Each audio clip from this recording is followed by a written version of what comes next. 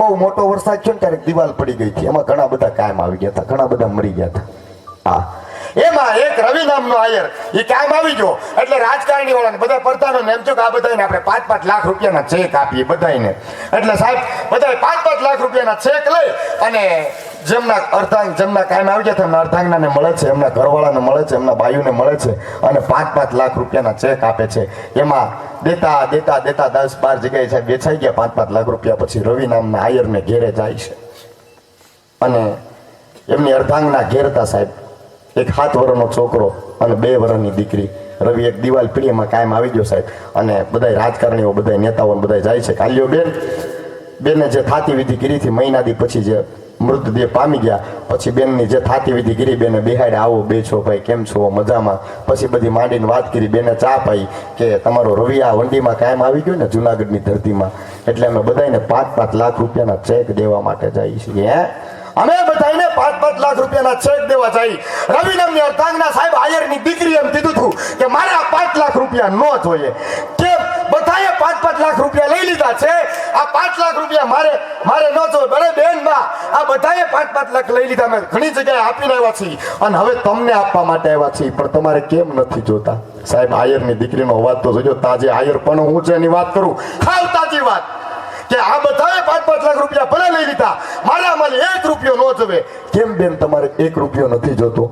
કે મારો રવિ આ દિવાલ પડીને એમાં કાયમ આવી ગયો ને મારો આ રવિ આયર, એના મારે 5 લાખ રૂપિયા નહીં જોતા, પણ આવી કોઈ એવી દિવાલ હોય ને એમાં 5 લાખ રૂપિયા વાપરી નાખો. મારો ભલે ચૂડલો રંધાઈ ગયો, હું હવે દિવસો કાઢી નાખી, પણ એવી કોઈ વંડી હલકી હોય એમાં 5 લાખ રૂપિયા વાપરી નાખો જેથી કરીને કોઈના ચૂડલા રંધાય નહીં. સાહેબ આ આયર પણ છે મારો બાપ.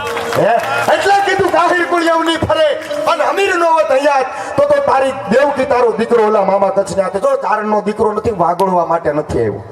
હા, હું હવેણનો માણસ છું, વાતુનો માણસ છું. આલી ભારતની સંસ્કૃતિને મેં દોહો કીધો ને કે પહાડ ઉન્નત મુખે કીર્તિ ઉચારતા એવી ગરજતી જ્ઞાન ચરણી બાપા તો ભારતી ભોમની વંદુ તને આવડી તને ધન્ય હો ધન્ય સૌરાષ્ટ્ર ધરણી.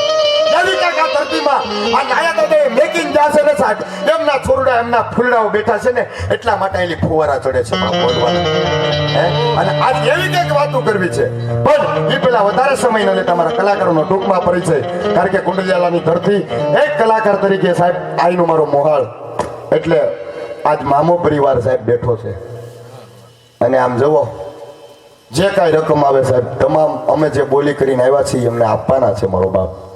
પણ અહીંયા તમામ સાહેબ કલાકાર એમાં આમાં ઉડે ને એમાં કોઈ નહીં લઈ જાય, 500 ની 1000 ની કાઢજો. પણ વધારે સમય ન લેતા સાહેબ એવું એક સંતનું સાહેબ આરાધના સાધુનો દીકરો, આહા એમને એકવાર જોરદાર રાજુબાબુ ગીરીને ગોસ્વામી જોરદાર તાળીને ગડાડતું જવો મારો બાપ. ત્યાર પછી એવો અડાપીડ સાહેબ આયરનો દીકરો રોગ સાહિત્યનો અમે પ્રથમ પ્રોગ્રામ પહેલી વાર કર્યો હતો મારો બાપ અને 500 ના બોલ કરીજો મારો બાપ. આ વધાવા આપજો એટલે હું જો આમાં દાણા ઘા કરું ઉપરાય પર જોશ કરું. વાહ મારો બાપ, નામ બોલતા રહેજો એટલે ખબર પડે. રમેશભાઈ બલદાણિયા, રમેશભાઈ એવા નામ કરે 500 રૂપિયા આપવાના કામ એમને સેવામાં સાહેબ માં ભગવતીના પરિવારનું કંઈક આગળ વધે એવી ઈચ્છાથી 500 ની શરૂઆત કરી છે. એમને જોરદાર તાળીને ગડાડતી વધાવો મારો બાપ. હા રમેશભાઈ હા.